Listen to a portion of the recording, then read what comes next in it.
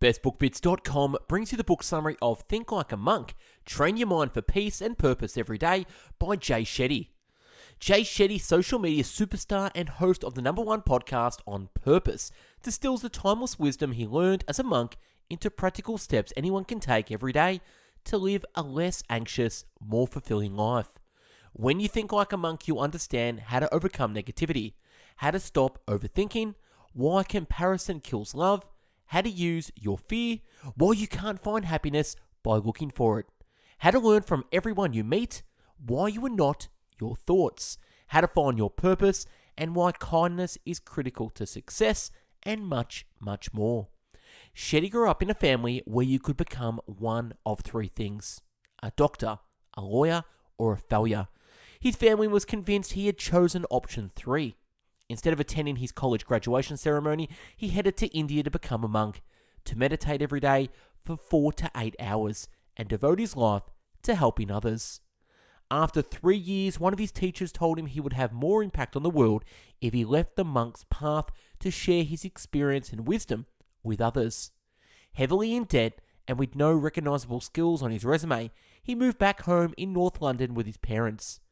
Shetty reconnected with his old school friends, many working for some of the world's largest corporations who were experiencing tremendous stress, pressure, and unhappiness, and they invited Shetty to coach them on well-being, purpose, and mindfulness. In this inspiring, empowering book, Shetty draws on his time as a monk to show us how we can clear the roadblocks to our potential and power. Combined in ancient wisdom and his own rich experiences in the ashram, Think Like a Monk reveals how to overcome negative thoughts and habits and access the calm and purpose that lie within all of us. He transforms abstract lessons into advice and exercises we can all apply to reduce stress, improve relationships, and give the gifts we find in ourselves to the world. Shetty proves that anyone can and should think like a monk. If you enjoyed this summary and want the PDF written version to read at your own leisure and download on your phone, click the link in the description and I will send this to you via email. On with the book summary. In a nutshell, Shetty turns timeless monk wisdom into practical steps so we can have less anxiety and more peace and purpose in our daily lives. Keynotes. If you want to train your mind to find peace, calm, and purpose, monks are the experts. Becoming a monk is a mindset that anyone can adapt. Some of the most famous monk-like people come from a wide range of backgrounds. Monk wisdom is also supported by science. He found out when studying monk philosophy that in the last 3,000 years, humans haven't really changed. The monk teachings talk about forgiveness, energy, intentions, living with purpose, and other topics in ways that are as resonant today as they were back then. Most important lesson: focus on the root of things. He learned that the first thing monks learn is how to breathe, because your breath is the only thing that stays with you throughout your entire life that doesn't change. Part 1, Let Go. Chapter 1, Identity. I am what I think I am. Our identity is tied up in what we think others think of us.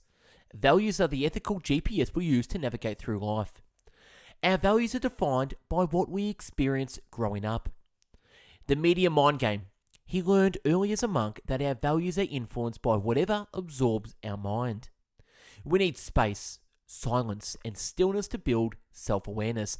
We need some space, some silence, and stillness to build self-awareness. 3 suggestions to actively create space for reflection. Number 1. On a daily basis, sit down to reflect on how the day went and what emotions you're feeling. Number 2.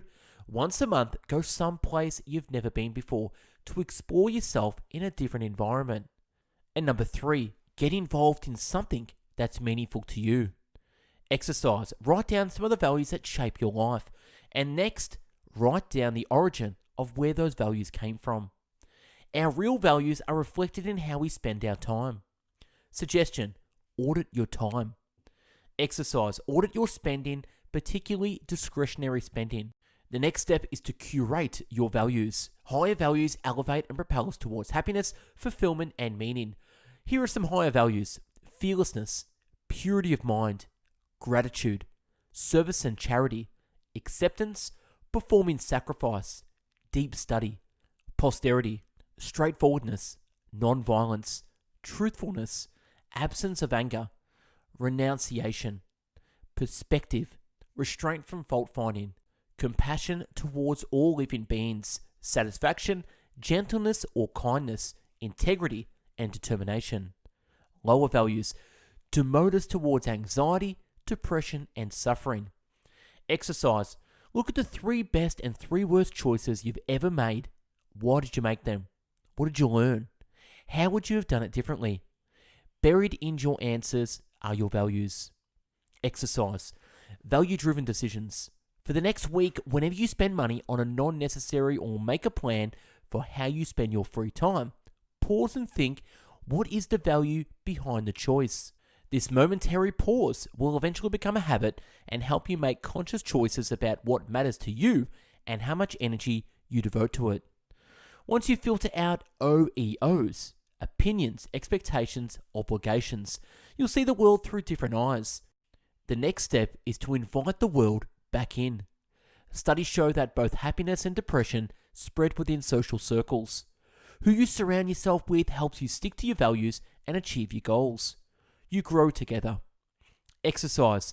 Companion audit. Make a list of the people with whom you spend the most time.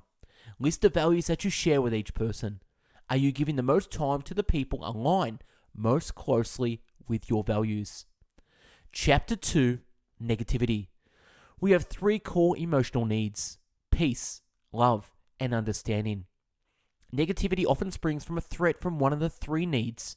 Negativity is contagious. We have a tendency and instinct towards agreement with others. Chronic negativity can also be harmful effects on your physical health. Don't judge others with a different disease and don't think you're perfect. Monks lead with awareness. They approach negativity or any type of conflict by taking a step back to remove themselves from the emotional charge of the moment. Detachment helps you find understanding without judgment. If you can, help others. If you cannot do that, at least do not harm them. Dalai Lama. The 25-75 principle: for every 1 negative person, have 3 uplifting people. Surround yourself with people who are better than you in some way, happier, more spiritual. Don't just spend time with people you love. Grow and learn with them. A community is a place where people serve and inspire each other. The desire to save others and give advice is ego-driven. We'll become frustrated if we don't take our advice and wisdom. If somebody needs an ear, you can help them without exerting much energy. The only competition allowed in the monastery is to outdo each other in showing love and respect. Competition breeds envy. When we find ourselves judging others, we should take note. It's a signal that our minds are tricking us into thinking we are moving toward when in truth we are stuck. We think freedom is pursuing our desires. Real freedom is letting go of the things not wanted. The key to real freedom is self-awareness. Exercise. Audit your negative comments. Keep a tally of the negative remarks you make over the course of a week. See if you can make your daily numbers go down. The goal is 0. Negative projections and suspicions reflect our own insecurities and get in our way. It's important to find our significance from being the person we want to be, not from thinking other people have it better. We should learn to take sympathetic or unselfish joy in the good fortune of others. If we only find joy in our own successes, we are limiting our joy. But if we can take pleasure in the success of our friends and family, 10, 20, or 50 people, we get to experience 50 times the happiness and joy. In the theatre of joy, there are unlimited seats. There is so much toxicity in the world around us, and the origins are in people's hearts. We must clean the ecology and purify our own hearts and inspire others to do the same in order to contribute great purity to the world around us. Exercise. List out 5 people you care about but also feel competitive with. Come up with at least 1 reason you're envious of each person. Did that achievement take anything away from you? Now think how this has benefited them and visualize everything good that came from that achievement. Would you want to take away any of those things if you could, even knowing that those things will come to you? Your envy is robbing you of joy. Your envy is robbing you of joy. In Transformational Forgiveness, we find the strength and calmness to forgive without expecting an apology or anything else in return. Forgiveness is good for everyone. Giving and receiving forgiveness both have health benefits. When we make forgiveness a regular part of our spiritual practice, we start to notice all of our relationships blossom in. Forgiveness is a two-way street, and pain affects both people. We must forgive others and also ask for forgiveness for our own shortcomings. Exercise.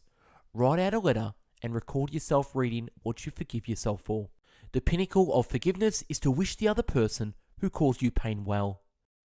Before we jump into Chapter 3, I just want to quickly pause and say thank you for watching and listening and being a fan of Best Book Bits. We've done over 600 book summaries at this stage, and it's been over 3 years. I've put together my top 150 Best Book Bits summary, which you can download in the link below. Go to go.bestbookbits/150. That's go.bestbookbits.com/150 to grab a copy of the top 150 book summaries, where you can download on your phone over 2,500 pages, 50 hours of audio, 50 hours of video. Click the link below to grab your copy of 150 of the Best Book Bits. Back with Chapter 3 of Jay Shetty, Think Like a Monk. Chapter 3, Fear. Welcome to Hotel Earth. Fear does not prevent death, it prevents life. The Buddha. An essential step to reprogramming fear is learning to recognize our reaction pattern to fear. Pain makes us pay attention. Pain makes us pay attention. Exercise. Rate something that's truly scary as a 10 on a scale. Next time in your fear, compare it relative to that 10. The cause of fear, attachment. The cure for fear, detachment.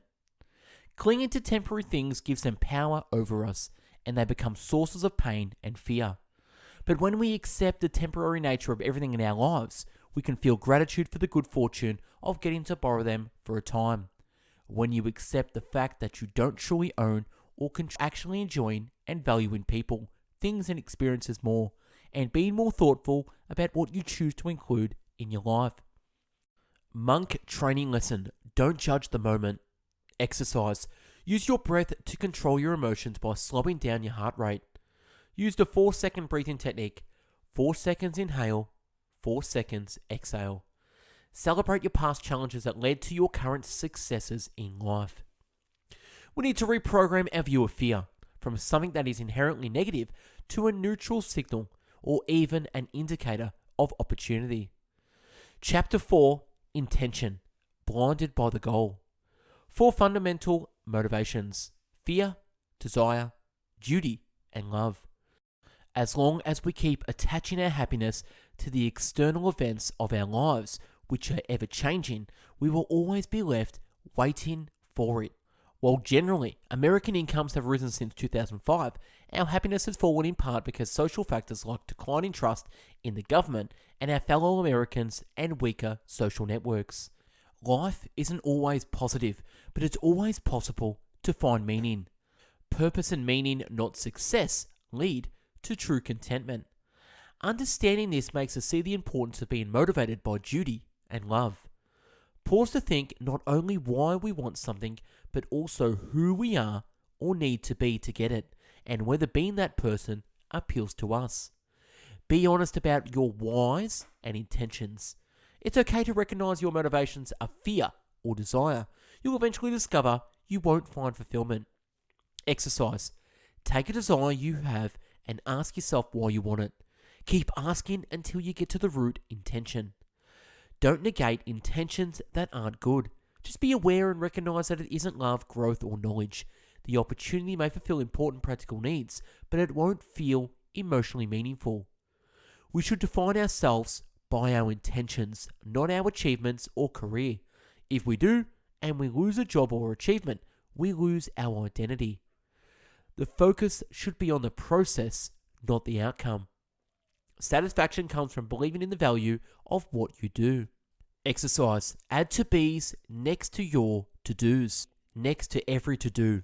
This is a reminder that achieving your goals and intention means living up to the values that drive those goals. The best way to research the work required to fulfill your intention is to look for role models. Research and study what they did to get there, especially what they were doing at your stage right now. Meditation and breathe. The monks taught him that meditation is like cleaning your heart, and the time you finish, it needs to be done again. It is the work that always needs to be done. In getting you to where you want to be, meditation may show you what you don't want to see. When you align with your breath, you learn to align with yourself through every emotion, calming, centering, and de-stressing yourself. He recommends setting aside time once or twice a day for breath work. It's such an effective way for calming yourself that you can use it at the times during the day when you feel short of breath or you're holding your breath. Exercise, breath work, for focus and energy or calmness and relaxation. Preparation. Find a comfortable position to sit or lay down. Close your eyes, lower your gaze, roll back your shoulders, and bring your awareness to calm, balance, ease, stillness, peace. Whenever your mind wanders, gently and softly bring it back to calm, balance, ease, stillness, and peace. Now become aware of your natural breathing pattern. Don't force or pressure your breath. Just become aware of your natural breathing pattern. Diaphragmatic breathing is when you inhale from your nose and exhale from your mouth, focusing on the expansion and contraction of your stomach and not your chest. When you inhale, feel that you are taking in positive, uplifting energy. When you exhale, feel that you're releasing any negative, toxic energy. Lower your left ear to your left shoulder as you breathe in, and then return to the middle and breathe out. Repeat on your right side. Really feel the breath with no rush or force, in your own pace at your own time. Breathe to calm and relax. After breath work prep is done, breathe in through your nose, 4 count. Hold, 4 count. Exhale through your mouth, 4 count. Repeat 10 reps. Breathe for energy and focus. Breathe in through your nose, 4 count. Exhale powerfully through your nose, less than 1 count. Repeat 10 reps. Breathe for sleep. Breathe in 4 count. Exhale longer than 4 count and repeat until asleep or close. Part 2, Grow. Chapter 5, Purpose, the nature of the scorpion. They were taught to see society as the organs in a body. No one organ was more important than another. They all worked in concert and the body needed them all. We need flexibility in order to access every corner of study and growth. Dharma is living in your purpose. He sees Dharma as a combination of Vana and Siva. Vana equals passion and skills. Siva equals understanding the world's needs and selfishly serving others. You should feel passion when the process is pleasing and your execution is skillful, and the response from others is positive, shows that your passion has a purpose. Dharma equals passion plus expertise plus usefulness. 2 lies we hear when we grow up. Number 1, you never amount to anything. And number 2, you can be anything you want to be. The truth, you can't be anything you want, but you can be everything you are. I'll repeat that again because that's super important. You can't be anything you want, but you can be everything you are. A monk is a traveler, but the journey is inward, bringing us ever closer to our most authentic, confident, powerful self. Pay attention. Cultivate self-awareness, feed your strengths, and you will find your way. Once you discover your Dharma, pursue it. Book reference: Open by Andre Agassi. Andre admitted that he hated tennis, even despite the fame and fortune. Eventually, he started to live his true calling for serving others and helping at-risk youth. We don't and can't do everything. What we can't do is someone else's gift and responsibility. Our imitations make space for the gifts of other people. Instead of focusing on our weaknesses, we should lean in to our strengths and look for ways to make them central in our lives. Don't confuse inexperience with weakness. It's important to experiment broadly before we reject options, and much of this experimentation is done in school and elsewhere when we're young. Play hardest in your area of strength and you'll achieve depth, meaning, and satisfaction in life. Quadrants of potential: both skill and passion on the top right, no skill or passion on the bottom left. Many times we work on the things we're good at but we don't love. Then we use our space time to work on the things we love but we aren't good at, because we don't spend enough time developing them. Look for opportunities to do what you love in the life you already have. You never know where it might lead. You can also learn to love what you're good at by reframing your perspective and find meaning or purpose in what you do. Link the feeling of passion to the experience of learning and growth. The intentions with which we approach our work has a tremendous impact on the meaning we gain from it and our personal sense of purpose. Learn to find meaning now, and it will serve you all your life. Exercise. Identify your quadrants of potential. 4 personality types, Varnas. There's no hierarchy or personality types. All are necessary and equal. Number 1 is guide. Compelled to learn and share knowledge. Possible professions. Teacher, writer. Number 2 is leader. Likes to influence and provide. Professions, CEO, lieutenant, school principal, and shop manager. Number 3, creator. Likes to make things happen. Professions, at startup or neighborhood association. And number 4 is maker. Likes to see things tangibly be built. Professions, coder, nurse. Creatives, merchants, business people, marketers, salespeople, entertainers, producers, entrepreneurs, CEOs. Skills, brainstorming, networking, innovating, make things happen, can convince themselves and others of anything. Great at sales, negotiations, and persuasion. Highly driven by money, pleasure, and success. Hardworking and determined, always on the move. Excel at trade, commerce, and banking. Work hard, play hard. Makers, originally, artists, musicians, creatives, writers. Today, social workers, therapists, doctors, nurses, COOs, head of HR, artists, musicians, engineers, coders, carpenters, and cooks. Skills, inventing, supporting, and implementing. Driven by stability and security, generally satisfied and content with the status quo. Choose meaningful goals to pursue. Work hard but always have balance with family commitments. Best right-hand man or woman. Lead team gatherings, support those in need, highly skilled at manual professions. Makers and creators complement each other. Makers help creators focus on detail, quality, gratitude, and contentment. Creators help makers think bigger, become more goal-orientated. Guides, teachers, guides, gurus, coaches, and mentors. Skills, learning, studying, sharing knowledge and wisdom. They like having space and time to reflect and learn. Want to help people find meaning, fulfillment, and purpose. Often like to work alone. Enjoy intellectual pursuits in spare time, reading, debate, and discussion. Leaders, originally kings, warriors. Today, military, justice, law enforcement, politics. Skills, governing, inspiring, engaging others. Directed by courage, strength, and a determination. Seek to protect others and driven by morals and values. Like to work in teams. Great at organisation, focus, dedication to a mission. Guides and leaders complement each other. Guides give wisdom to leaders. Leaders give structure to guides. Invest in your strengths and surround yourself with people who can fill in the gaps. Exercise. Choose a diverse group of people who know you well. Co-workers, family, friends, about 3 to 20 people. Ask them to write down a moment when you're at your best and be specific. Look for patterns and common themes. Write a profile of yourself as if it weren't about you. Think about how you can turn your best skills into action in different circumstances or with different people. Questions. When exploring your Varna, did I enjoy the process? Did other people enjoy the results? Exercise. Keep an activity journal. For every activity, answer the 2 questions fundamental to Dharma. Dharma is of the body.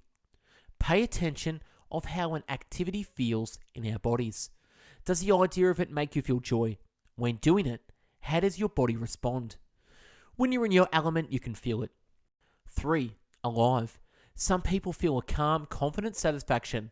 For others, there's a thrill of joy and excitement. You feel alive, connected with a smile on your face. 4. Flow. Natural momentum, feel like you're swimming with the current. Lose track of time. 5. Confident. You don't feel alone or out of place. No matter where you are physically, it feels right. 6. Consistency. Being in your Dharma gets better the more you do it. A single event is a clue to what energy you like, when, and how you feel alive. 7. Positivity and growth. When you're aware of our strengths, we're more confident, value others' ability more, and feel less competitive. Rejection and criticism feel like information we can accept or reject depending on whether they can help us move forward. Embrace your Dharma in all aspects of life, at work, with family and friends, in hobbies. Through your Dharma is your natural state. Its range is further than your comfort zone. It's important to stretch our Dharma as well.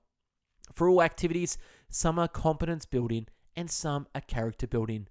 Doing something you don't enjoy isn't useless as it builds your character. You need to build both in order to serve our souls and a higher purpose. Chapter 6, Routine. Location has energy. Time has memory. Waking up to an alarm clock and checking our phones first thing immediately overwhelms us with stress, pressure, and anxiety. Recommendation: wake up 1 hour earlier than you do now. The energy and mood of the morning carries through the day, so making life more meaningful begins there. Wake up early, but sleep early enough so that you get a full night's rest. Time. Time. Every morning, make some time for the following. T. Thankfulness. Express gratitude for someone, someplace, or something every day. This includes thinking it, writing it, and sharing it. Insight. Gain insight through reading the paper, a book, or a podcast. Meditation. Spend 15 minutes alone breathing, visualizing, or with sound. Exercise. Yoga, basic stretches, or a workout. The morning is defined by the evening, so the evening routine is also important. You need to start the momentum for the morning by establishing a healthy, restful evening routine. Tip: write down 3 things you want to achieve the next morning during your evening routine. Tip: find your version of a monk's robe, a uniform you'll put on in the morning that will give a different energy than your relaxation clothes. Remove challenges and simplify your decisions throughout the day to reserve your energy for more important things. The emotion you fall asleep with at night is most likely the emotion you'll wake up with in the morning. Truly noticing what's around us keeps our brain from shifting into autopilot. Routine frees your mind, but the biggest threat to that freedom is monotony. A lot of time, creativity comes from structure. When you have those parameters and structure, then within that, you can be creative. Kobe Bryant from On Purpose podcast. Structure enhances spontaneity, and discovery reinvigorates the routine. Exercise. Visualization for tomorrow. After doing breath work to calm your mind, visualize yourself as your best self. In the morning, healthy, well-rested, energized. Feel the sunlight as your feet hit the ground. You feel gratitude for another day. Then say in your mind, I am grateful for today. I am excited for today. I am joyful for today. See yourself going through your morning routine, being mindful and taking your time. See yourself writing down your intentions for the day, focused, disciplined, be of service. Visualize the rest of your day as your best self-serving and leading others. Listening and learning from others, giving and receiving your best. Visualize coming home at the end of the day, tired but grateful. Scan your entire body and be thankful for each part helping you throughout the day. Visualization doesn't change your life, but it does change how you see it. Life won't go how you visualize, but you can return and realign it to the ideal you imagine.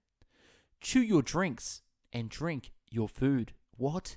Exercise. Look for something new in a routine that you already have. What can you see on your commute you've never seen? Try starting a conversation with someone you see regularly but haven't ever engaged. Do this with one new person every day and see how your life changes. Change up your routine or physical environment. Exercise. Transform the mundane. Commit to a single task and focus all your senses on the task. We are never free from our daily chores, but to be enlightened is to embrace them. If you allow yourself to daydream, you will always be distracted. Being present is the only way to live a truly rich and full life. Location has energy. Every location has a specific energy, and your Dharma thrives or falters in specific environments. Exercise, environmental awareness. For every environment you spend time in, ask these questions right after and then again at the end of the week. What were the key features of the space? Quiet or loud? Big or small? Vibrant or plain? In the center of active space or removed? Close to people or isolated? How did I feel in this space? Productive, relaxed, distracted? Did the activity I was doing fit well in the place I was doing it? The more your personal spaces are devoted to single clear purposes, the better they will serve you, not just in the fulfillment of your Dharma, but in your mood and productivity. Sound design your life and choose ringtones, podcasts, and music that uplift you and make you feel happier. Time has memory. Doing something at the same time every day helps us remember to do it. Commit to it and do it with increasing skill and facility. Slot a new habit in the same time every day. Better yet, link the new practice to an existing habit. Location has energy. Time has memory. If you do something at the same time every day, it becomes easier and natural. If you do something in the same space every day, it becomes easier and natural. Single tasking. Time and location help us maximize the moment, but single tasking is one essential component to being wholly present in that moment. Single tasking as much as possible keeps your brain in the habit of focusing on one thing at a time. You should pick certain routines where you always single task. Try kickstarting a new habit with immersion. Do something deeply for longer periods of time. This is hard in the modern world, but the greater your investment, the greater your return. If something is important, it deserves to be experienced deeply. The ocean is full of treasures, but if you swim on the surface, you won't see them all. Immersion takes time and practice. Any process can work if you do it immersively. Then you'll reap the benefits. Chapter 7, The Mind. The Chariot's Dilemma. Most of the time, your brain is not reacting to events of the world. It's predicting, constantly guessing what's going to happen next. True growth requires understanding the mind. Visualizing the mind as a separate entity helps us work with our relationship with it. The quality of our interaction with the mind is based on the history of our relationships with it. The 5 horses pulling the chariot are your 5 senses that need to be calmed and reined in. The monkey mind is reactive. The monk mind is proactive. Visualize yourself removing physical and mental triggers. Exercise. Write down all the noise in your mind on a daily basis. Noise that you know you don't want to have. Self-defeating messages your mind is sending you. The best way to override the voices in your head is to literally start talking to them. Address yourself by name out loud. Studies show that talking to yourself not only boosts your memory, it also helps your focus. It helps clarify your thoughts, tend to what's important, and firm up any decision that you're contemplating. There are 3 routes to happiness, all of them centered on knowledge, learning, progressing, achieving. Identify the ways you're making progress, and you begin to see, feel, and appreciate the value of what you are doing. Rather than amplify your failures, amplify your progress. Reframe your self-criticism in terms of knowledge. Encourage yourself as you would a child who is just beginning to make a change. Putting a solution-oriented spin on your statement reminds you to be proactive and take responsibility rather than languishing and wishful thinking. Instead of "I can't do this," rephrase to "I can do this by." Use the awareness of what deep pain really is to keep smaller disruptions in perspective. Find self-compassion. It's about observing your feelings without judging them. Exercise new scripts for the charioteer. Write a list of the negative things to yourself. Next, to each, write down how you would present that idea to someone you cared about. Give yourself love and support as you would give to another person. All spiritual teachings, this is not an oversimplification.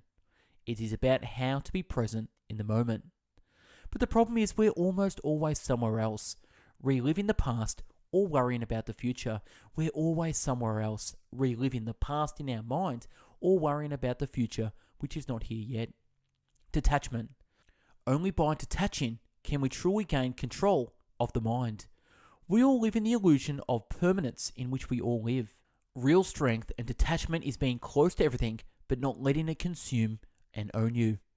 In fasting, we let go of our bodily concerns and redirect our energy and attention to focus on the mind.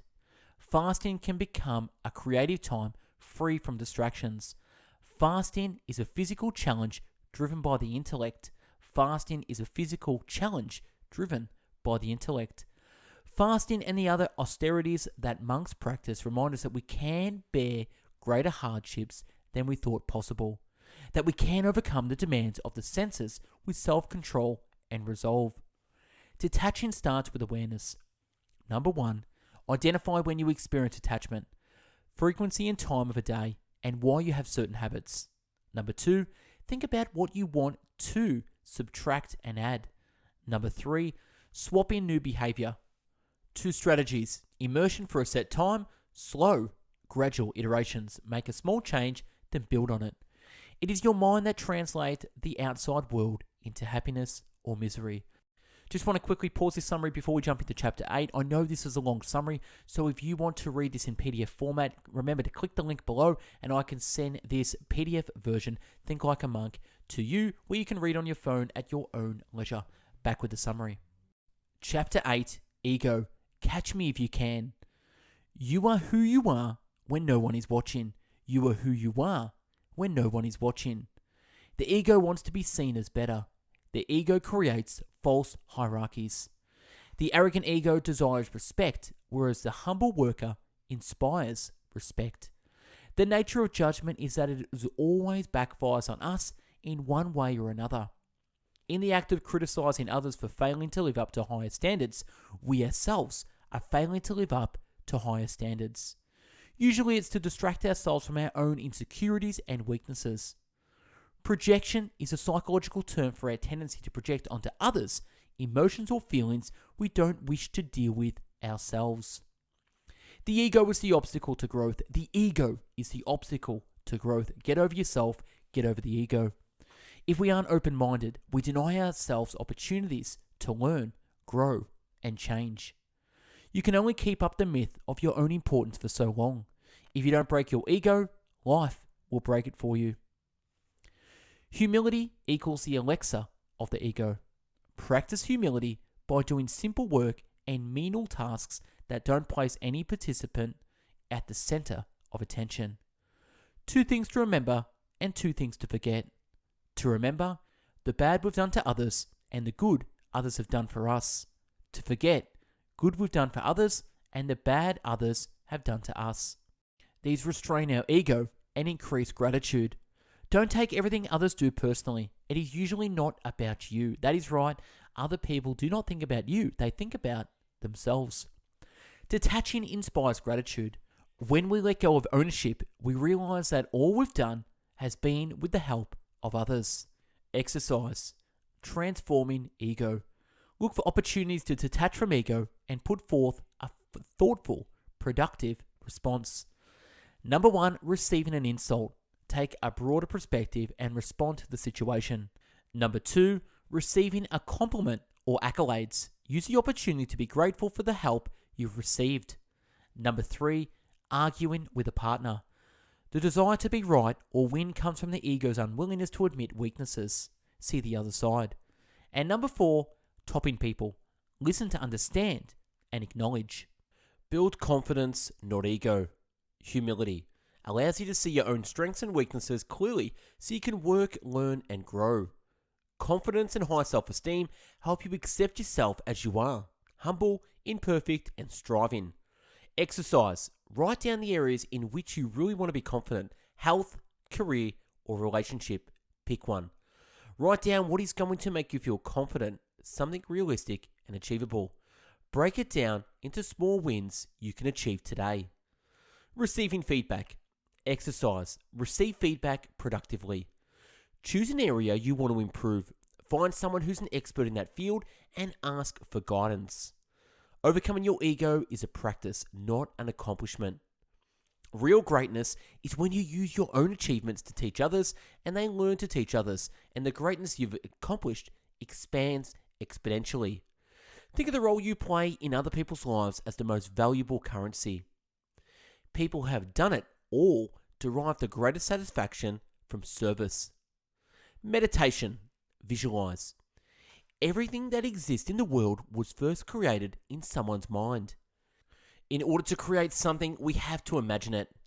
Visualization is important because whatever we can build internally can be built externally. Meditation doesn't eliminate distractions, it manages them. If you get distracted, simply bring your awareness back to your breathing pattern and visualization or mantra. If it isn't hard, you're not doing it right. Choose positive visualizations. If you're trying to capture a moment, keep your eyes open. If you're trying to remember or reconnect to a past moment, close your eyes. Anti-anxiety technique 54321.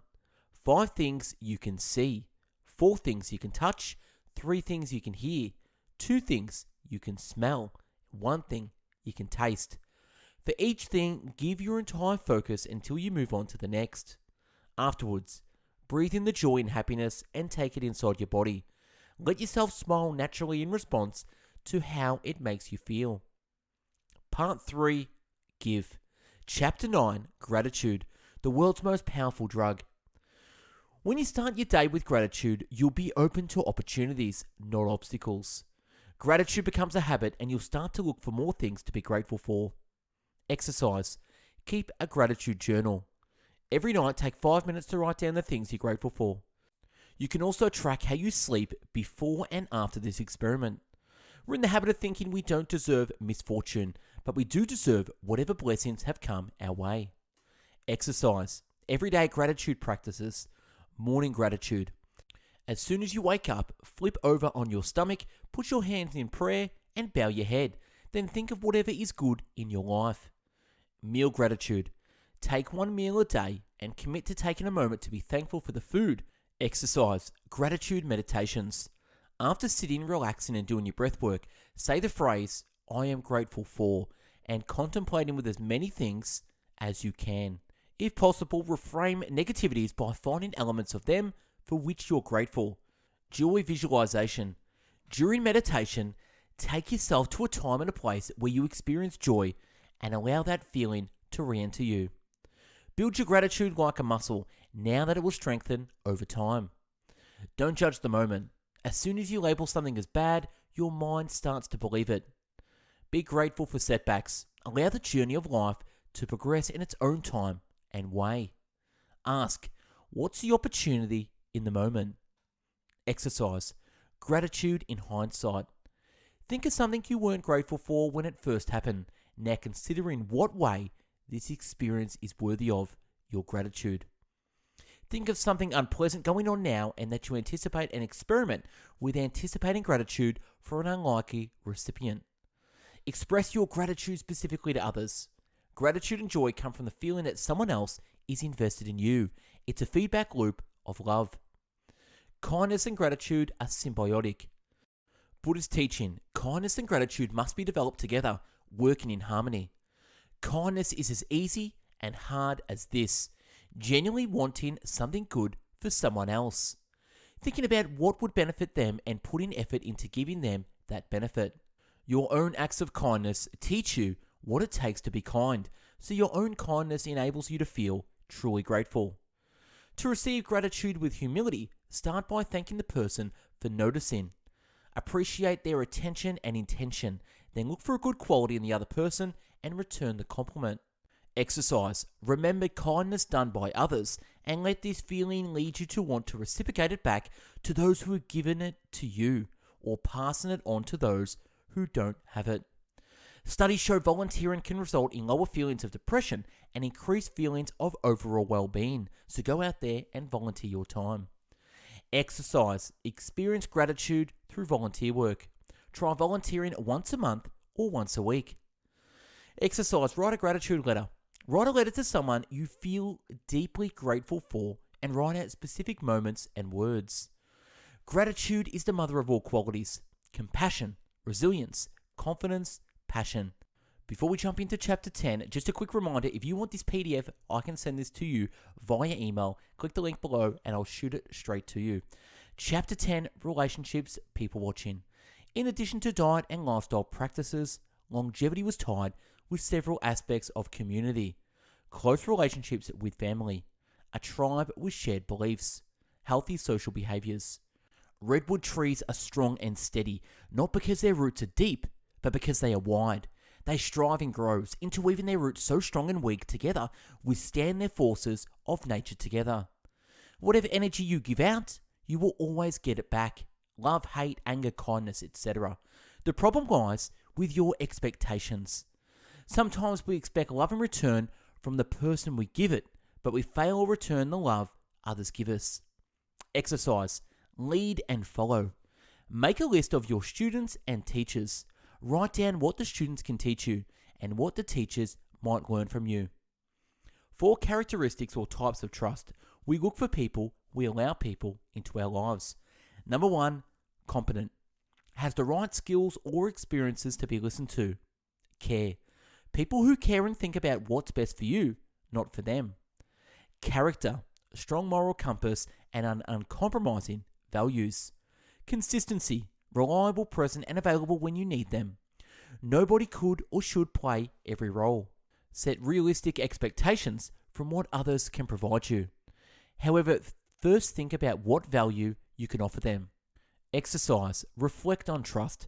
Pick 3 diverse people in your life and decide which of the 4 C's they bring into your life. Be grateful and thank them for that. We should be open to the greater world for our friends who become family and seeing a greater connection to humanity, especially when family cannot provide for your needs. Exercise. Be realistic about your friendships. Make a list of the people you've seen socially over the past week or 2. In the second column, identify if the friend is a season, reason, or lifetime friend. This is to get a rough sketch of the balance of people in your life. In the third column, write the role you play in these people's lives. Trust is central in every relationship. Trust is about intentions, not abilities. We set ourselves up for long-term trust when we let it evolve naturally. Trust is a daily practice. Trust needs to be reinforced and rebuilt every day by making and fulfilling promises, giving sincere compliments and constructive criticisms, going out of your way to give support, or standing by someone when they've messed up and need help. The monk concept of celibacy is to show that so much energy and attention is given to romantic attachments that it drains focus from oneself and internal validation. The time and energy used by romantic pursuits can be used more effectively on growing yourself, your self-awareness, and being the person who can make themselves happy. Attraction versus connection. 5 primary motivations for connection. Number 1, physical attraction. Looks, styles, presence, the idea of being seen with them. Number 2 is material. Accomplishments and the power and or possessions this affords them. 3, intellectual. You like how they think, stimulated by conversation and ideas. Number 4, emotional. You connect well, they understand your feelings and increase your sense of well-being. Number 5, spiritual. They share your deepest goals and values. The first 3 are usually mentioned, but the last 2 point to a more profound, lasting connection and show your compatibility. Quality, not quantity. It's the quality, not quantity, that counts when spending time with family. Kids won't necessarily remember the times you weren't there, but they will remember the energy you gave them when you were around. A monk shows love through presence and attention. Exercise. Handcuff attention thieves. To give someone the attention they deserve, sit down and agree on the rules surrounding devices, phone, laptop, and TV. Choose specific times that will be quality time without distraction. 6 loving exchanges. 3 types of exchanges, each with both giving and receiving. 1. Gives. Giving charity and receiving whatever is offered in return. Can be an object or an action, service, our time. In receiving a gift, you can bring the same thoughtfulness through gratitude, understanding why and what it means for the giver. 2. Conversation. Listening is one of the most thoughtful gifts. Listening intentionally means looking for the emotions behind the words and creating an environment of trust where they feel safe. Exercise to build trust in our relationships. Ask someone open-ended questions until you land on a topic that's important to them. E.g., what's on your mind lately? How's your relationship with? Share your own experiences without turning the conversation to yourself. 3. Food. Interpreted broadly as experiences, any tangible expression of care and service that nourishes body and spirit. Exercise. Ask for what you want. Tell the important people in your life how you like to receive love. Be genuine in asking people you love for help rather than waiting for them to predict what you want. Number 1, think of a complaint you have, but don't look too hard for faults if there are none. This is a great sign. 2, dig to the root of the problem. 3, articulate without criticism. This is what would make me feel more loved and appreciated instead of you do this wrong. When we learn to love and understand ourselves and have true compassion for ourselves, we can truly love and understand another person. Your level of self-awareness will help you find the right relationship. Your level of self-awareness will help you find the right relationship. You will have a better idea of what you truly need in your life and what you have to offer someone else. If you don't know what you want, you'll send out the wrong signals and attract the wrong people. Once you've unpacked your own bags and you've healed yourself mostly, then you'll come to relationships ready to give. You won't be looking for them to solve your problems or fill a hole. And nobody completes you. You're not half. You have to come from a place of giving where you're nourishing someone else. Keeping love alive. Love is kept alive by creating new memories, by continuing to learn and grow together. Fresh experiences bring excitement into your life and build a stronger bond. Ideas for activities couples can do together. Number 1, find new in the old. Candlelight dinner, read a book to each other, take a walk together. Number 2, find new ways to spend time together. 3, serve together. 4, meditate and chant together. And 5, envision together what you both want from the relationship. Overcoming heartbreak. There is a difference between feeling grateful for what you have and settling for less than we deserve. Don't wrap your self-esteem around someone else. Set the level of joy you expect and the level of pain you accept in any relationship. No relationship is perfect, but every relationship requires work. Don't mistake attachment for love. Holding on to the wrong person causes us more pain than letting go. Holding on to the wrong person causes us more pain than letting go. For a past relationship, reflect on biggest expectations not met. What was important? What was good? What was bad? What was your role in its demise? Use these to identify what you want from the next relationship and what you might have to work on in yourself. If you put your identity in your relationship, then the pain you feel will be the loss of that part of you. Now that you're single, use this time to build a community of people with shared interest, with whom you want to be in your life forever. Chapter 11, Service. Plant trees under whose shade you do not plan to sit. The ignorant work for their own profit. The wise work for the welfare of the world. Most important lesson learned as a monk. The highest purpose is to live in service. Selflessness is the surest route to inner peace and a meaningful life. Selflessness heals the self. To think like a monk is to serve. We are nature, and nature is always serving and giving. Service is good for the body and soul. We are born wired to care for others, so service does us good. We are born to serve, but the distraction of our external world makes us forget our purpose. We need to reconnect with that instinct to find meaning in life. Service gives back to us. Studies show that when we pursue compassionate goals aimed at helping others, we're less likely to show symptoms of anxiety and depression. Those who help others tend to live longer, be healthier, and have a better overall sense of well-being. Service connects us, amplifies gratitude, increases compassion, builds self-esteem. Monks don't do grand gestures.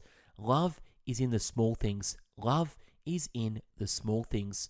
Love and service is consistent and intentional. Remember that we never know what someone is going through, so we treat them with the same gentleness, generosity, and compassion towards someone who might need them. Instead of how was work, monks would ask, have you served today? When you do service, you do your part to spread the value of service in our culture. Exercise. Extend your radius of care. Think of 4 to 6 people you would drop everything to help. How often do you think about these people or show them that you care for them? Can you start? Now think of 20 people you would help.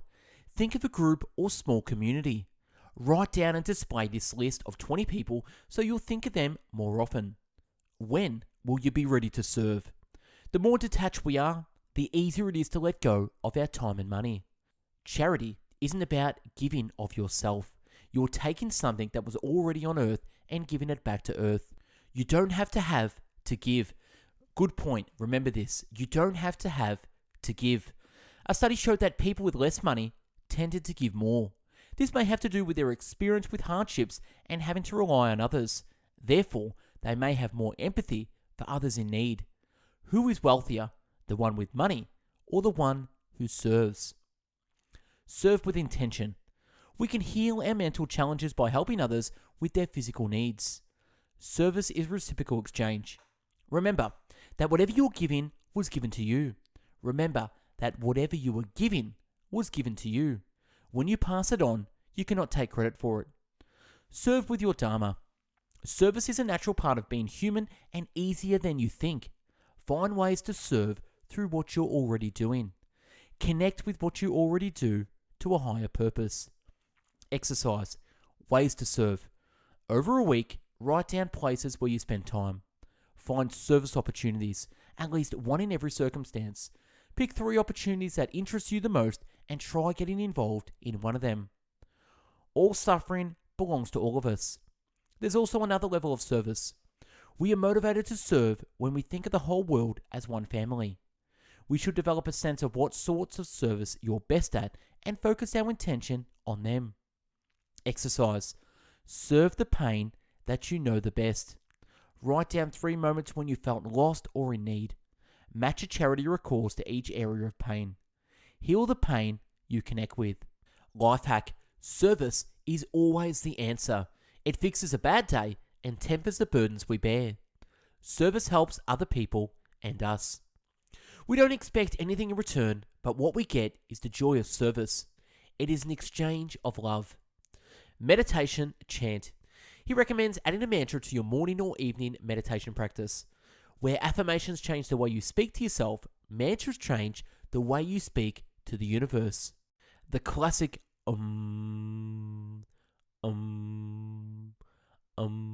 chant vibrations stimulate the vagus nerve, which doing so has been shown to have health benefits. Exercise seen through sound. Conclusion. We are at the end of the book summary. So, to conclude, the world isn't with you or against you. You create your own reality in every moment. Like a dancer, the monk mind is flexible and controlled, always present in the moment. Daily practice include breathwork, visualizing, and chanting. Make it first thing you do every morning or the last thing you do before bed. Start with 21 minutes a day, using the timer to give yourself 7 minutes each for breathwork, visualization, and mantra. When you're ready, expand to 2x per day. 1. Breathwork. Breathe out as slowly as you breathe in for about 5 minutes. Visualization. Ask yourself what you're grateful for today. Breathe in gratitude and breathe out negative toxic energy. Visualize a joy, happiness, and a gratitude-filled memory, focusing on as many of the senses as you can tied to that memory. 5, 4, 3, 2, 1 technique. Absorb the love, joy, and happiness. Visualize that love from that moment flowing through your entire body. Do this for about 5 minutes. And number 3, mantra. Ask yourself, what is your intention for the day? And set it. Is it to be kind, confident, focused? Repeat the following to yourself 3 times. I am happy about who I am becoming. I am open to all possibilities and opportunities. I am worthy of real love. I am ready to serve with all I have. There is no measure of success, no goal, or no end to a meditation practice. Don't look for results, just keep doing it. Practice consistently for 4 to 12 weeks, and you'll start to notice the effects. The first sign that you're doing is right is that you'll miss it if you take a break. You'll also notice an increased awareness of what's going on in your mind. Monks try to be present in the moment, but they're always conscious of now and forever. They measure their lives not by how big or small their impact is, but how they make people feel. Exercise. 2 death meditations. Try a death meditation whenever you're questioning whether or not to do something. To make a significant change, learn a new skill, take a trip, etc. He recommends doing it at the beginning of a new year to inspire new paths in the coming year. 1. Imagine yourself on your death. I had done. What experiences do I wish I had? What do I regret not giving more attention? What skills do I wish I worked on? What do I wish I detached from? Visualize the inevitable to give you every lesson you need to live a fulfilling life. And number 2, imagine how you'd like to be remembered at your funeral. Think about the impact you had at your funeral. Then imagine how you'd be remembered if you died today. And last, what is the gap between these 2 images? And that's wrapping the book summary on Think Like a Monk by Jay Shetty. If you like this summary and want to listen to similar summaries, go to bestbookbits.com, click on categories, spirituality. I've got loads of spirituality books there, from Eckhart Tolle, from Osho, to Florence Scovel Skin, Wayne Dyer, Louise Hay, Robin Sharma, the monk who sold his Ferrari, Kyle Cease, and much, much more. Check it out, bestbookbits.com, with over 600 book summaries uploaded in video, audio, and written format. Tell me what you think. Did you like this summary? Connect with me on Instagram at bestbookbits and shoot me through a DM. If there's a book you want me to do a summary on, let me know in the comments below or on Instagram. Take care. Go out there, think like a monk, and act like a monk. Have a great day. Take care. Bye-bye now.